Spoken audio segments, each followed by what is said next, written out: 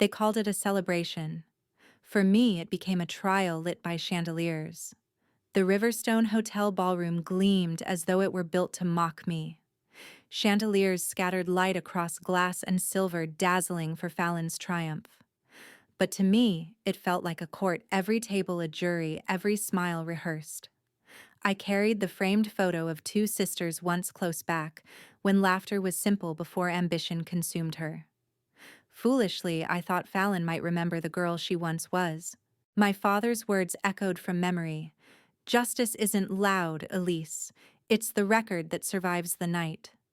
Tonight, the record would begin with silence, and I felt its weight in the room that refused to see me. Guests glanced, then looked away, desperate to keep their seats in Fallon's orbit. Fallon stood radiant in a black gown, a star in the center. Cameras adored her, investors leaned in as though each laugh were currency. Mother swept the room, glass in hand, smiling her practiced smile. I entered quietly, my dress white but plain, my presence an afterthought scribbled in pen on gold-edged cardstock. I laid the photo down among lavish gifts. Fallon appeared behind me, smile frozen. "Didn't expect you to show. Didn't expect to be invited," Mom insisted. "Family values. Good press." She glanced at the frame as though it were trash, then whispered, "Try not to make a scene, Elise. You have a history." I let out one sharp laugh. A history of what? Not clapping hard enough when you stole the spotlight. Her smile twitched, venom in her eyes. "Joining the Marines didn't make you better. It made you pathetic. You act like sacrifice makes you important." I held her gaze. "I didn't join to be better. I joined to escape you." The mask broke. Her hand cracked across my face, the sound snapping through crystal and marble. Gasps flared. Yet no one moved. Her fingers twisted into my hair. She dragged me past tables, my feet stumbling the carpet, burning my knees. Nervous chuckles rose, guilt disguised as amusement. Mother lifted her glass as Fallon pulled me past. She didn't ask, didn't blink, just smiled for the crowd. Fallon muttered, "She started it." The chandeliers above seared down like interrogation lights. Each tug of my hair, each silent witness etched humiliation deeper than the sting. At the doors, Fallon flung me into the hall. I hit the floor, shoulder strap torn, lip bleeding. She smoothed her dress, adjusted her hair, hissed, "I told you not to make a scene," and strode back inside. Silence pressed harder than pain. I rose slowly, shaking, and pushed into the restroom. The mirror showed a stranger, bloodied lip, tangled hair, eyes red, not with weakness, but with rage. I whispered, "Steady. This isn't just a party. It's a declaration." My phone vibrated in my clutch. The screen glowed, Marcus Ward. My thumb hovered, trembling. Then I pressed the green icon and began to dial. One call didn't erase the bruise, but it built the first crack in her empire. The Riverstone's chandeliers still burned in my vision as I stepped into the icy street. Across from the hotel, a neon sign sputtered, its buzzing hum competing with the pounding in my head. I ducked into the diner beneath it, the kind of place with cracked vinyl seats and coffee that smelled scorched. At this hour, it was nearly empty, which made it feel safe enough. I slid into the last booth, back pressed against the wall, hoodie pulled up to hide the torn strap of my dress. My lip throbbed with every heartbeat. I pressed my phone to my ear. Marcus picked up after only 2 rings. His tone was clipped, decisive, the kind I'd heard on bases when orders mattered. "Where are you?" "Across from the Riverstone," I whispered. "I need help." "Stay put. I'll be there in 15. I hung up and stared at the reflection in the diner window, seeing chandeliers replaced with flickering neon. The bruise wasn't fading, but the call had shifted something. For the first time in years, I wasn't alone. Headlights finally swept the parking lot. Marcus strode in, wearing his uniform jacket, scanning the room until his eyes found mine. He didn't ask what happened. He saw enough in my face, my shaking hands, the blood crusted on my lip. He sat opposite me, voice steady. "What do you need?" My throat tightened. She's been stealing from me, I said. Not just tonight. She's taken my name. He didn't blink. He just slid a folder across the table. You need to see Daniel. The drive was quiet. Denver's streets blurred by frost fogging the windows. Marcus kept one hand firm on the wheel, the other resting near the folder like it was evidence already. When we pulled into a modest neighborhood, a porch light blinked on. Daniel Ward waited inside glasses perched low, two monitors glowing in the dark. His office smelled of paper and bitter coffee. You must be Elise, he said, gesturing to a chair. Marcus told me enough. Sit down. I did. My knees brushed stacks of files. Daniel tapped his keyboard. Numbers filled the screen. 3 credit lines in your name. 2 expected military standard. The third belongs to Fallon's LLC. Cold washed through me. She forged me. She laundered money with you as cover, Daniel corrected. His voice was precise, surgical. She thought no one would check. My jaw locked, hands digging into my lap. Daniel pulled another document, his eyes narrowing. And there's this. A transfer. Consulting fees supposedly, but it's your father's retirement fund. She siphoned it. The words sliced deeper than any slap. Fallon hadn't just stolen my identity. She had stolen what little of our father remained. My pulse roared in my ears. She didn't just take my name, I whispered. She stole Dad's legacy. Daniel turned the screen toward me, the ledger glaring in green and black. Each number felt like a betrayal etched into light. She's been stealing me for years, I said louder this time. Steady. The room went silent but for the rattle of neon outside. Marcus opened his briefcase, slid a new file toward me. Inside were forms, affidavits, complaint drafts. His eyes met mine. We can build a case. But you need to decide, do you want exposure or silence? I wrapped my fingers around the pen he placed in front of me. The weight of it was heavier than any weapon I'd ever carried. My breath steadied. This isn't just family anymore. This is federal. Her lies glittered under chandeliers. My truth sat heavy in folders that refused to blink. Morning light cut through the blinds in Marcus's living room, sharpening every stack of paper, every open laptop screen, every empty coffee mug. What had once been a comfortable family house now looked like a command post. Yellow sticky notes covered the wall like troop placements. Names, numbers, arrows. My own life dissected. Marcus paced the floor, sleeves rolled, his tone clipped. No leaks. This isn't a family squabble anymore. It's a campaign. The word campaign stuck to the air like static. I laid my bruised hands on the folder we had built overnight. Bank ledgers, forged applications, screenshots. Receipts that didn't care about makeup or staged applause. Receipts that wouldn't flinch when Fallon tried to smile through them. A knock at the door broke the silence. Marcus exchanged a glance with me, then opened it. Clara Ward stepped in, no longer in Fallon's curated world of black dresses and polished press releases. She wore denim and fatigue under her eyes. In her hand, a plain flash drive. She didn't sit until Marcus gestured. I kept this for months, she said, sliding the drive across the table. Every draft, every internal email. Fallon ordered me to rewrite your service record to make her pitch deck sound authentic. The words sliced deeper than the slap had. I gripped the edge of the table. She photoshopped my service into her empire. Clara nodded, bitter. She called it marketing. I called it fraud. That's why I left. Daniel leaned closer, already pulling up the files. Numbers filled the screen. Logos, mock-ups, bullet points. Clara's face was stone, but her voice shook. She built an empire on your blood while you were halfway across the world. Before I could respond, another knock. Charlotte Navarro entered, briskly, leather satchel slung over her shoulder. Her eyes lit at the sight of the chaos evidence sprawled across the room like artillery. This, she said softly, is the story of a lifetime. She set her recorder on the table, but Marcus held up a hand. No publishing until we agree. You break this wrong and she spins it as family drama. Charlotte smirked. Receipts don't flinch.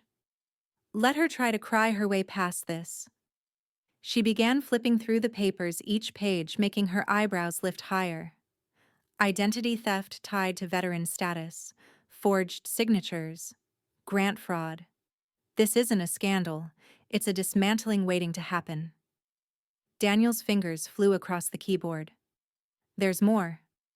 He opened a slide deck Clara had archived. Title screen, built by women, backed by Marines. The next slide showed Fallon grinning in front of a stock photo of soldiers, Elise's own face blurred in the corner, uniform intact. The rage that had simmered finally boiled. My fist slammed the table, rattling coffee cups. She didn't just borrow my name. She stole my blood. The room fell silent. Clara's eyes brimmed, but she didn't speak. Marcus stood straighter as if bracing for fire. Charlotte finally closed the laptop with a sharp click, then met my gaze without blinking. Once this goes live, there's no turning back, she said. Are you ready to burn her stage? I didn't hesitate. My voice came low, steady, carrying more conviction than I'd felt in years. Light the match. If you've stood in silence waiting for the truth to break through, stay with me, hit subscribe, so you don't miss the next chapter, where the silence finally shatters.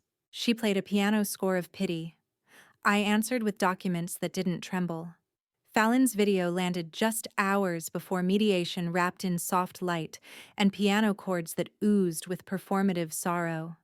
She sat in a turtleneck, hair loose, eyes glistening like she had rehearsed tears in front of a mirror. Her words dripped with condescension, her unstable sister lashing out from trauma, lashing out at success. I didn't answer. Charlotte did. She dropped the files, one after another, into the bloodstream of the internet, loan applications, forged grant forms, doctored slides. Receipts don't flinch, she had said, and the silence online began to split. The chatter outside the law office reflected it, reporters murmuring about forged signatures, Reddit dissecting Fallon's timeline, anonymous veterans sending in testimonies. By the time I walked into the wood-paneled conference room, the air already smelled like truth pressing in through the cracks. Marcus sat on my left briefcase, locked his face, the same calm mask he wore in court-martial rooms. Across from us, Fallon played casual blazer over jeans, makeup softened to look authentic. Margaret stood behind, her lips curved in that politician's smile that never reached her eyes, careful not to look at me. The mediator tried to warm the ice with neutral pleasantries, but Fallon seized the moment. This is all a misunderstanding, she began, voice low, controlled. Branding sometimes gets aggressive. Maybe things were overstated, but I never intended harm. The piano chords of her video still seemed to echo under her words. Marcus leaned forward, sliding the first folder across the polished table. Forgery, he said flatly. Identity theft. His tone cut through the room, sharper than any soundtrack Fallon had rehearsed. She stiffened, still smiling, and flicked her eyes toward Margaret. My mother gave the smallest nod as if to remind her, keep the performance alive. But performances strain when the script runs out.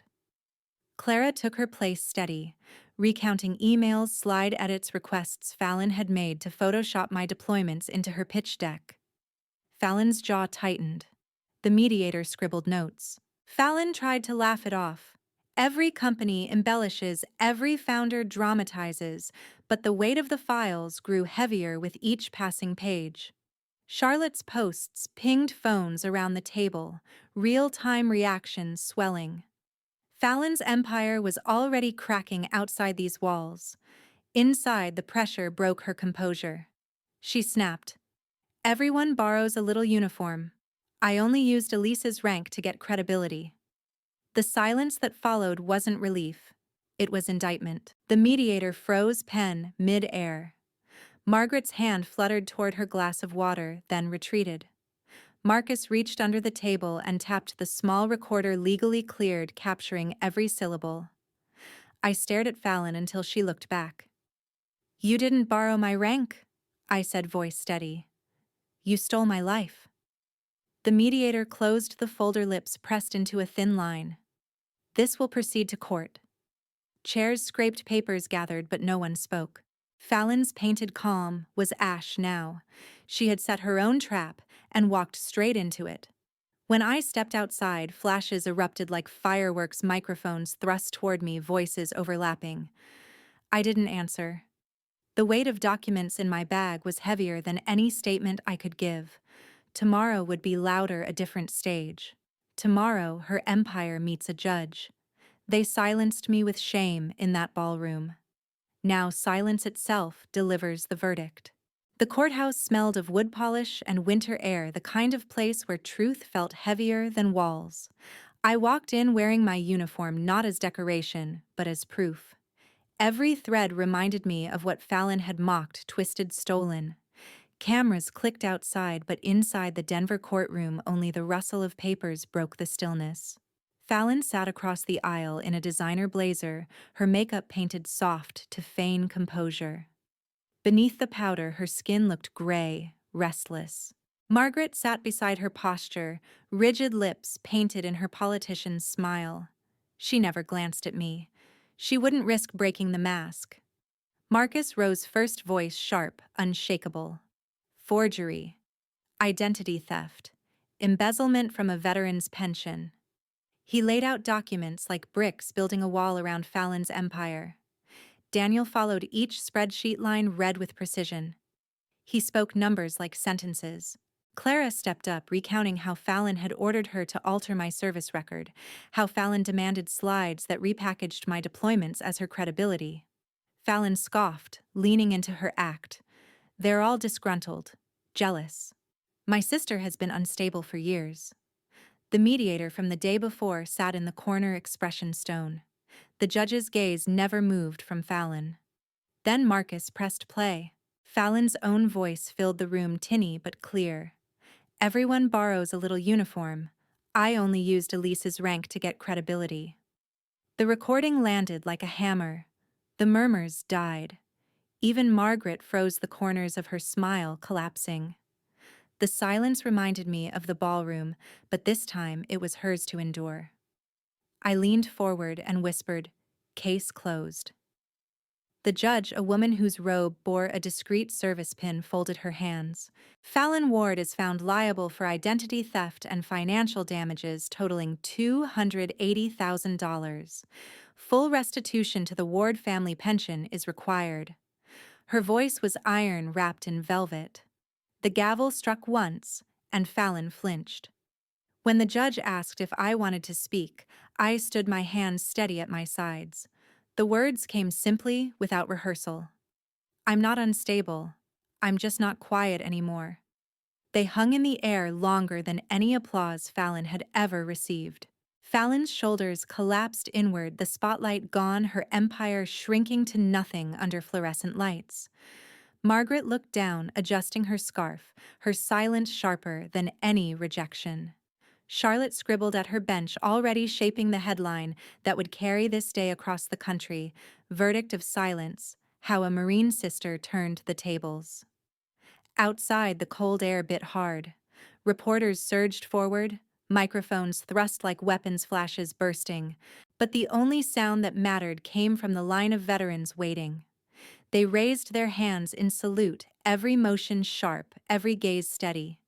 Not one word was spoken, but it was louder than any verdict. I stopped on the steps, the court order still warm in my grasp. Fallon's empire had crumbled, but my scars still lived under my skin. I knew the war was over. The war is over. But peace, that's another battlefield. When you read my story, I hope you see more than betrayal. I hope you see the choice I made not to stay silent. I want to hear from you. What would you say to me if you stood outside that courthouse watching me walk free, with my name restored? Your words matter. Share them with me in the comments. And remember, this silence can wound, but it can also heal when we use it with strength. Don't let anyone steal your voice. It is your greatest proof of self.